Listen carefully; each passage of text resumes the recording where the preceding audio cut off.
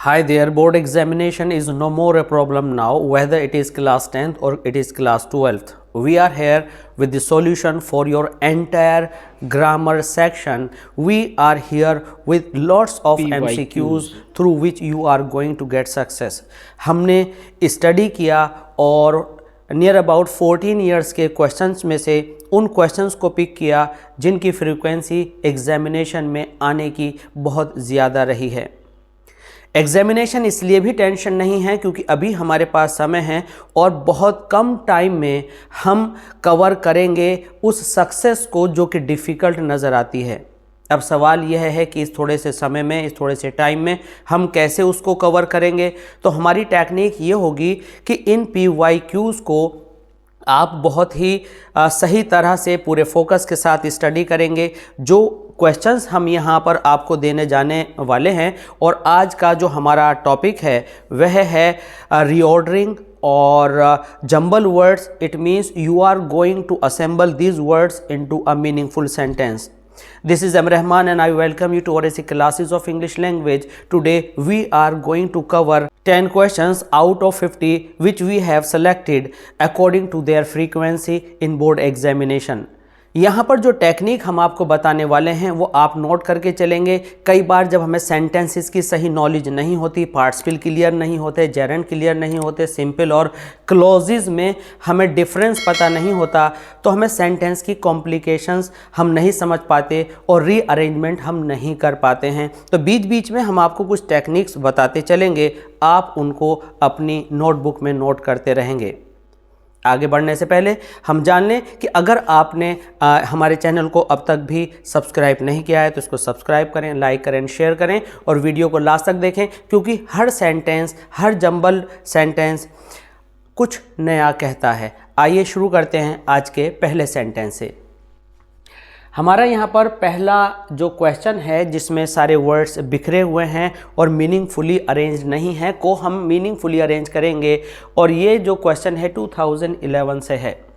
Without no is there fire smoke. तो यहाँ से आपको एक सिस्टम माइंड में कलेक्ट करना है और इस क्वेश्चन को बार बार सॉल्व करेंगे आप।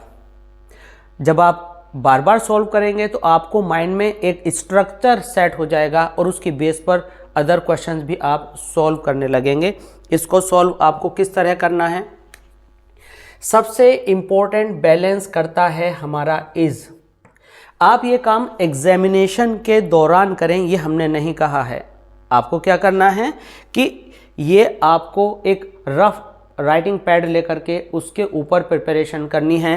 तो इज़ से पहले आप जो भी सब्जेक्ट लिखते हैं आता है कौन। अगर कौन आप पहले लिखते हैं तो आपका सेंटेंस किस में? एक्टिव वॉइस में जाने वाला है। अगर बिगिनिंग में आपको किसको का आंसर लिखना पड़े तो आपका आंसर पैसिव वॉइस में बनने वाला है। पैसिव वॉइस में बनने वाला है तो of course is, are am, was, were, has been, have been, is, are am, being के साथ थर्ड फॉर्म आप लगाने वाले हैं और एक्टिव वॉइस में है तो आपके नॉर्मल टेंसेस के रूल्स यहाँ पर आएंगे। और अब हम देखते हैं दोनों ही रूल्स को अप्लाई करके कि कौन सा रूल यहाँ फिट बैठता है। यहाँ पर है कौन और आगे क्या होना है तो हम देखेंगे। तो हमारे पास है यहाँ पर देयर सब्जेक्ट पर आता है। अगर कहीं कोई दूसरा नाउन या प्रोनाउन नहीं है तो देयर आपका सब्जेक्ट पर आता है। ये हमारा रूल हो गया। हमने सबसे पहले इज़ लगाया और इज़ से पहले हमने यहाँ पर देयर लगाया, देयर इज़। अब इज़, आर, एम के बाद लिंकिंग वर्ब के बाद आपका क्या आता है? नो आता है। अब नो के बाद आप क्या लिखेंगे? हमें नाउन चाहिए। नाउन हमारे पास दो हैं, स्मोक और फायर।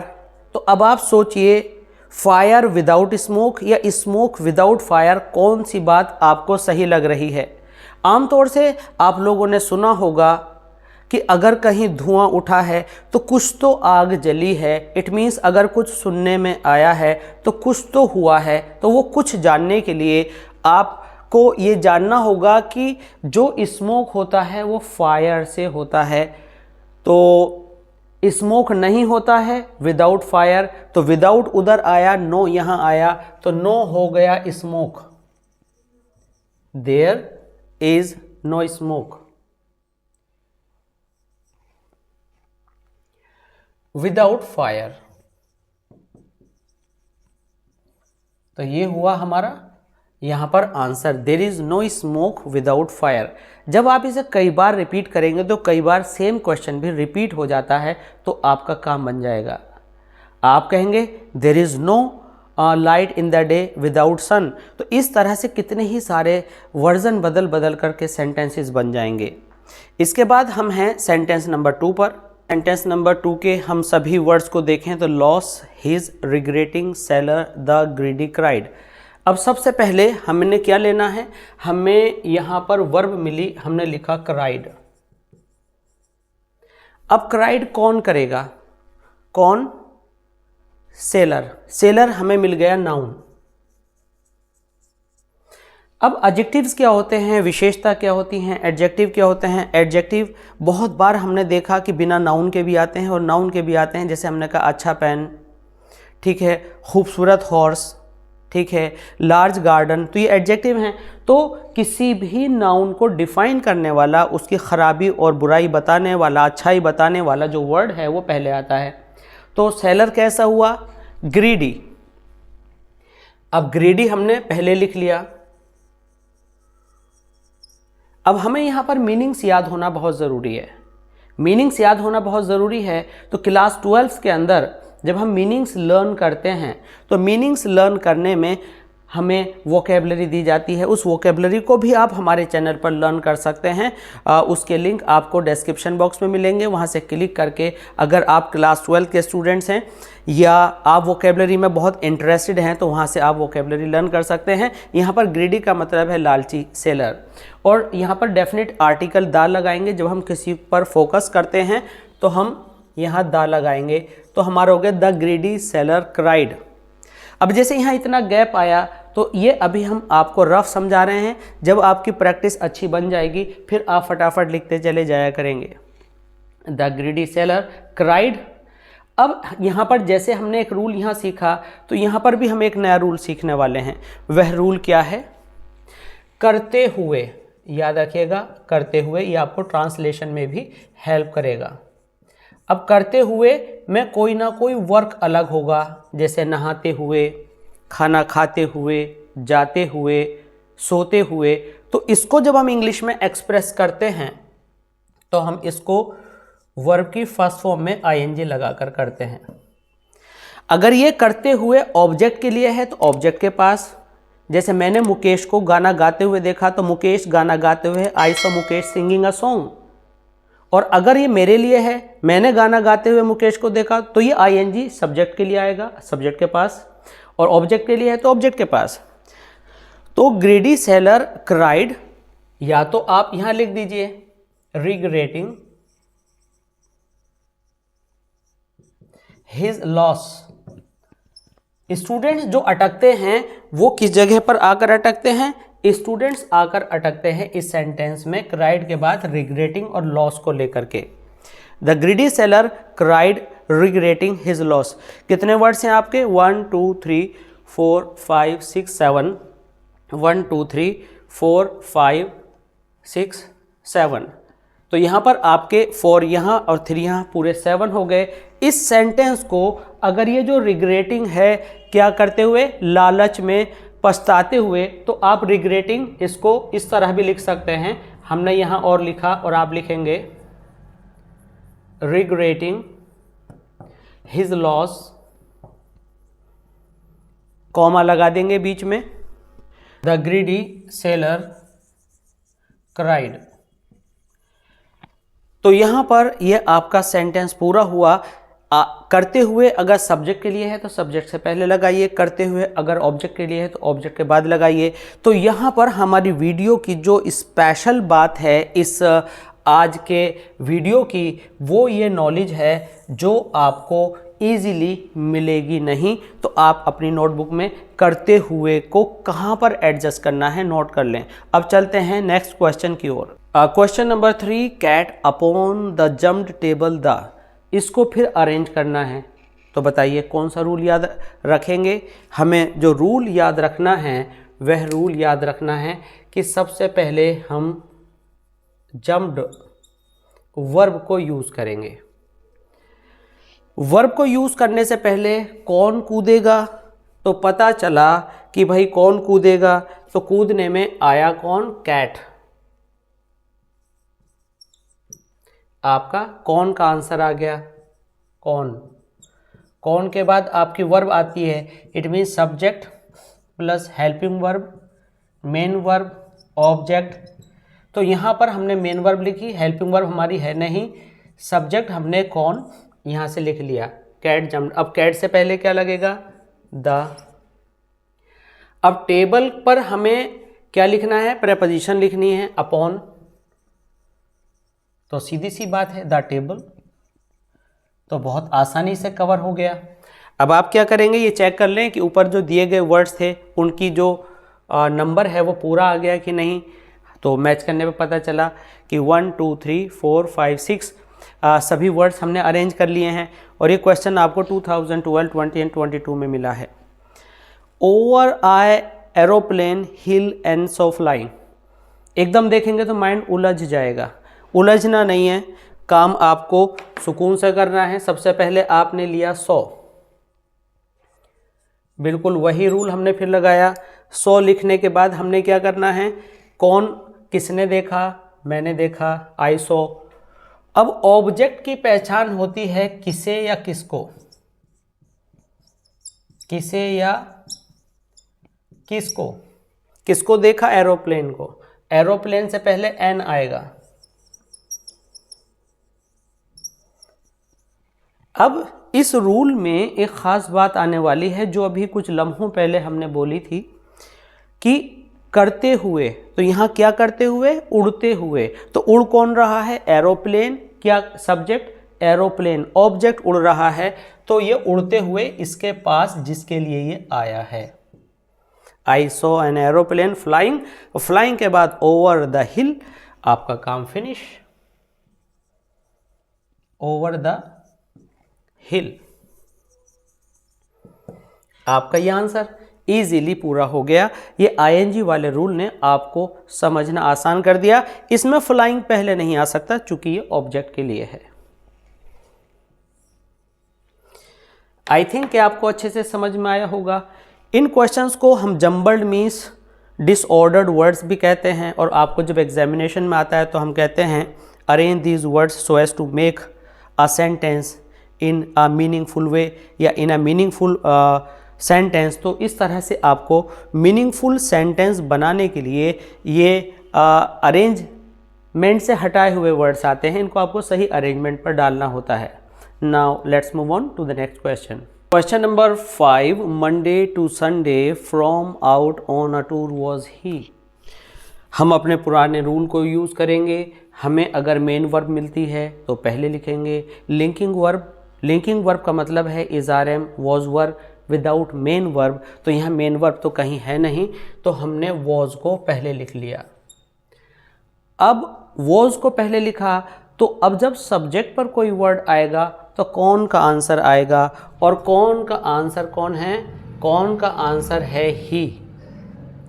तो अब की बार हमने ही इधर लिखा, तो यही सिस्टमेटिक वे से चलते हैं कि ही वॉज हमने यहाँ आपको क्लीन करके यहाँ लिख दिया ही वॉज। अब he was from, he was out, तो ही वॉज आउट सूट करता है। He was from Monday to Sunday meaningless है, तो ही वॉज आउट, इसको बिलोइंग से लिखेंगे ही वॉज आउट। अब संडे मंडे, तो पहले वाले में फ्रॉम आएगा और दूसरे वाले में टू आएगा। तो अब हमारे पास एक सवाल आया कि जाने वाला मंडे से संडे जाएगा या संडे से मंडे जाएगा। तो आंसर्स यहाँ पर 3 होंगे। कुछ लोग कहेंगे कि दोनों सही हैं, कुछ लोगों का कहना होगा कि संडे से मंडे, लेकिन बेहतर ये होगा संडे से मंडे कहना थोड़ा ऑकवर्ड है क्योंकि दूसरा ही दिन है, तो हम कहेंगे मंडे से संडे। थोड़ा सा सुनने में अजीब लग रहा होगा। जब कोई ड्यूरेशन आप फ्रॉम से टू की बताओगे तो लॉन्ग ड्यूरेशन बताओगे, तो पहले हमें मंडे लेना पड़ेगा फिर संडे, क्योंकि पूरे डेज गुजरने के बाद तब संडे देर में आएगा, तो ये बेटर होगा। तो ही वॉज आउट, आउट कहाँ था, on a tour, right pronunciation is tour, not tour.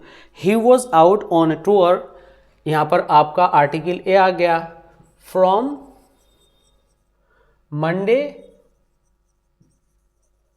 To Sunday. Days के नेम्स हैं इसलिए हमने इनको कैपिटल कर दिया है यहाँ पर। तो ये आपका राइट स्ट्रक्चर हुआ, सिंटैक्स हुआ। themselves help, helps, who, got, those। कई बातें यहाँ पर प्रोवर्बियल स्टेटमेंट्स आते हैं, लोकोक्तियाँ आती हैं, और जो हम मुहावरेदार बातें करते हैं इस तरह के एक्सप्रेशंस आते हैं।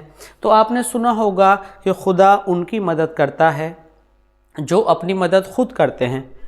तो सबसे पहले अब यहाँ पर हम अब उलझ गए हैं कि हम हेल्प लिखें या हेल्प्स लिखें। दो वर्ब्स हैं, अगर हम यहाँ पर हेल्प लिखें तो दोज को पहले लिखना पड़ेगा, हेल्प्स को लिखें तो गॉड को पहले लिखना पड़ेगा। तो हिंदी को थोड़ा सा फिर हिंदी उर्दू के सेंटेंस को रिवाइज करते हैं। खुदा उनकी मदद करता है, तो खुदा, गॉड पहले लिखा हमने। अब आपने प्रेजेंट इंडेफिनिट में सुना होगा कि जब आपका सब्जेक्ट सिंगुलर नंबर होता है तो आप क्या करते हैं, एस और एस वर्ब में लगाते हैं। तो कौन करता है, गॉड। किसकी मदद करता है, यहाँ देखेंगे आप दोज की, हेल्प्स दोज।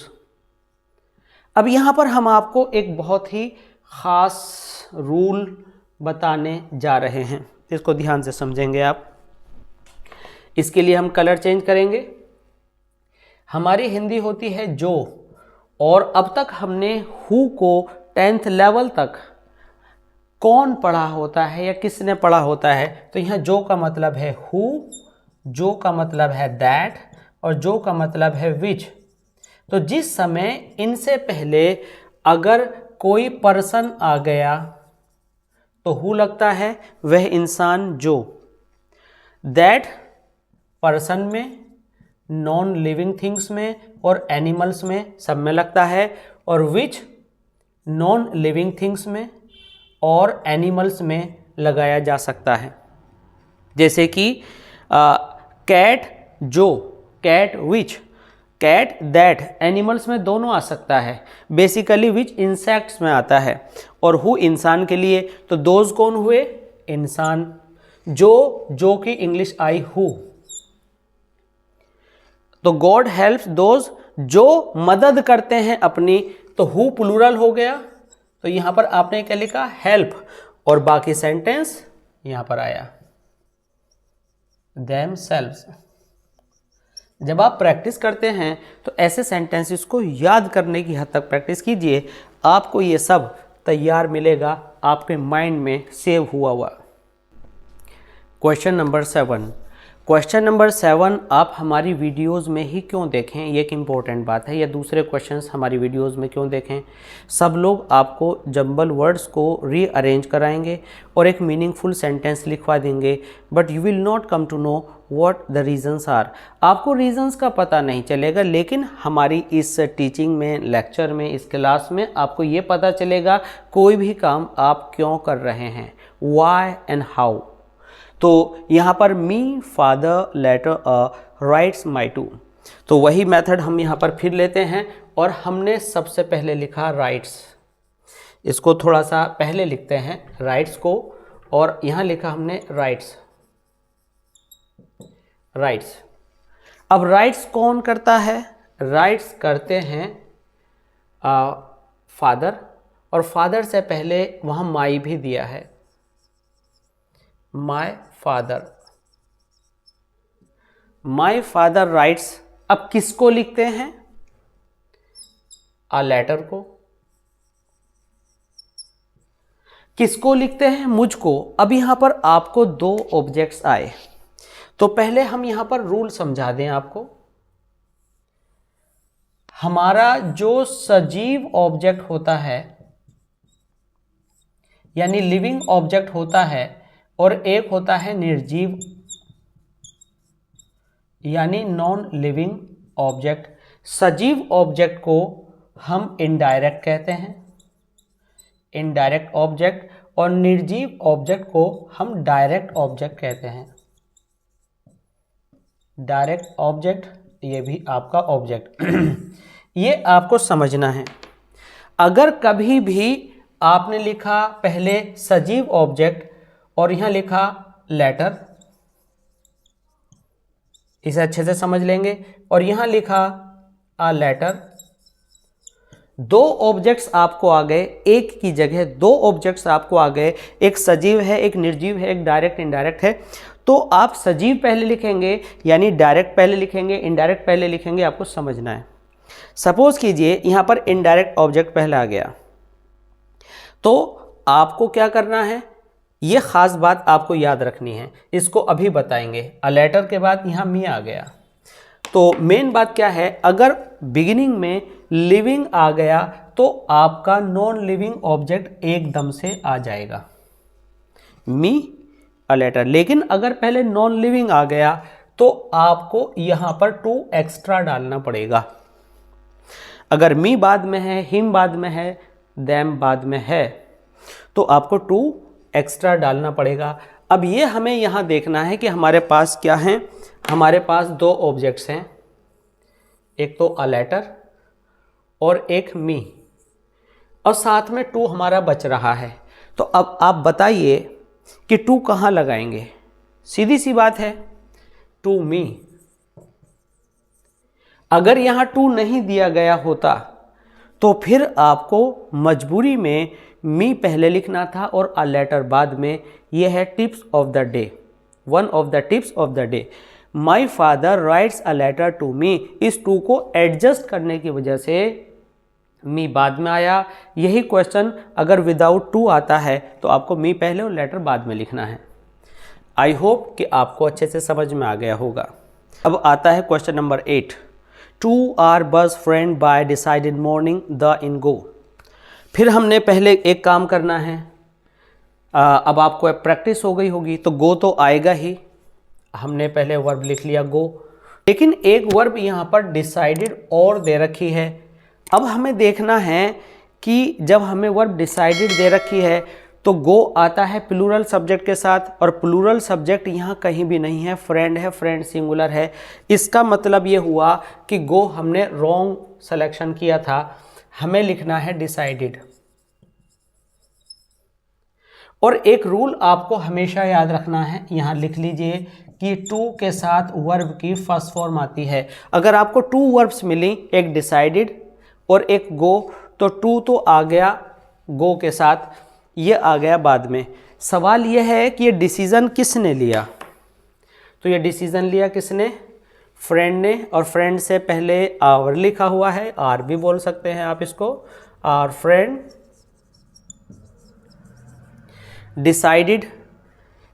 जब आप हिंदी में बोलते हैं करने के लिए या ने के लिए, तो उसके लिए आप टू लगाते हैं।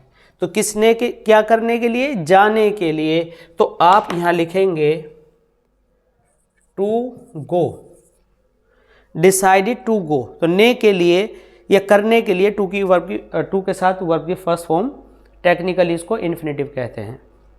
Our friend decided to go, इतना समझ में आ गया होगा। इसका दूसरा पॉइंट जो हमें यहां पर समझना है, हमें यहां पर दिया है इन द मॉर्निंग, ये हमें क्लियर हो गया। अब यहां पर दे रखा है बाई बस।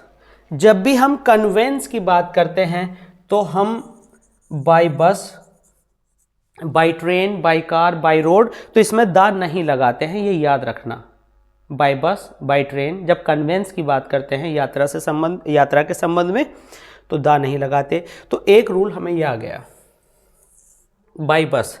अब तीसरा रूल हमें यह समझना है कि हमारा जो सीक्वेंस ऑफ एडवर्ब है, एडवर्ब क्या काम करता है। एडवर्ब आपकी वर्ब की क्वालिटी विशेषता बताता है, एडजेक्टिव की विशेषता बताता है, एडवर्ब की स्वयं विशेषता बताता है। तो ये लगता है बाद में। एडवर्ब का रूल ये होता है, सबसे पहले आप हाउ लगाते हैं, उसके बाद आप प्लेस लगाते हैं, प्लेस मतलब वेयर, वेयर मीन्स कहाँ, और उसके बाद आप टाइम लगाते हैं, टाइम मीन्स व्हेन, यानी हाउ, वेयर, व्हेन, ये हमारा सीक्वेंस होता है एडवर्ब का। अब यहाँ पर जो हमें सेंटेंस दिया है, इस सेंटेंस में हम देख रहे हैं कि हमें बाय बस और इन द मॉर्निंग, अब इन द मॉर्निंग पहले लगाएं या बाय बस पहले लगाएं, तो यहाँ कन्फ्यूज़न है और सबसे बड़ी गलती यहीं होनी है। तो याद रखिए, हाउ का मतलब होता है तरीका, मेथड, तो तरीका क्या है, बाय बस। ठीक है, प्लेस अगर दिल्ली वगैरह जाना होता तो हम यहाँ लगाते टू दिल्ली, और कब जाते, मॉर्निंग में, इवनिंग में, बाद में। तो यहाँ पर क्या आएगा, our friend decided to go, हम इसका कलर यहाँ बदलेंगे, टू गो बाय बस, और यहाँ द लगेगा नहीं, और द हमें लगाना है मॉर्निंग में, इन द मॉर्निंग। यहां पर एक रूल और आप नोट कर लीजिए, अगर आपको एट दिया है इन जंबल वर्ड्स में तो उसके बाद आप सीधा मॉर्निंग, इवनिंग लगाते हैं, और अगर इन दिया है तो द आपको लगाना पड़ेगा, इन the morning, in the morning. तो हमने कलर के हिसाब से उन फ्रेजेस को एडजस्ट किया है। आई होप कि आपको समझ में ये अच्छे से आ गए होंगे। Question number 9, stands bank the on Taj Mahal the Agra of Yamuna. तो यहाँ पर हमें वर्ब तलाश करना है, वर्ब मिला हमें स्टैंड्स। ये क्वेश्चन भी एक से ज़्यादा ईयर्स में आया है। अब ये स्टैंड कौन करता है, कौन का जवाब है द ताजमहल। कई बार क्वेश्चन में ये देखने में आया है कि ताजमहल से पहले द नहीं दिया गया था। अगर एक द कम है तो आपको यहाँ नहीं लगाना, और दिया है तो ताजमहल से पहले लगाना है स्टैंड्स। अब स्टैंड ऑन, पहले क्या लगाते हैं, अभी एडवर्ब की सीरीज बताई थी, तो प्लेस लगाते हैं, ऑन द बैंक,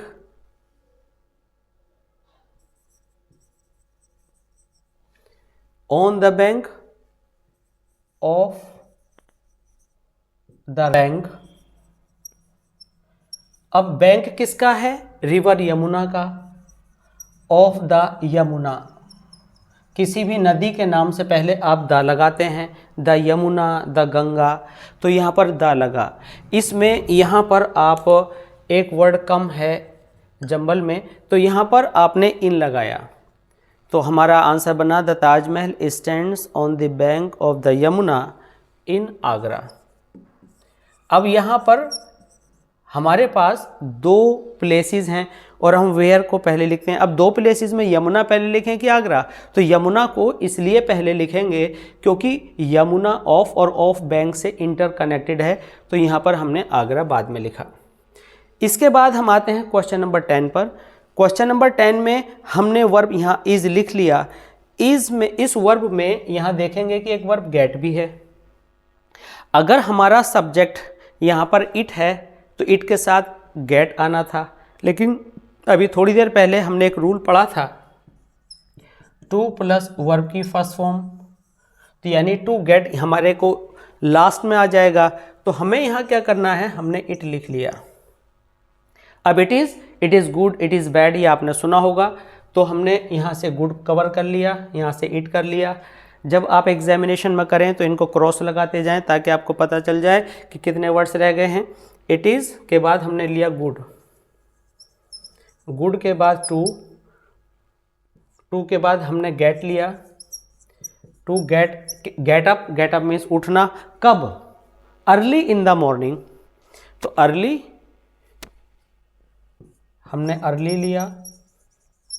अब यहाँ से जा चुका, गेट हम ले चुके हैं, इन द मॉर्निंग,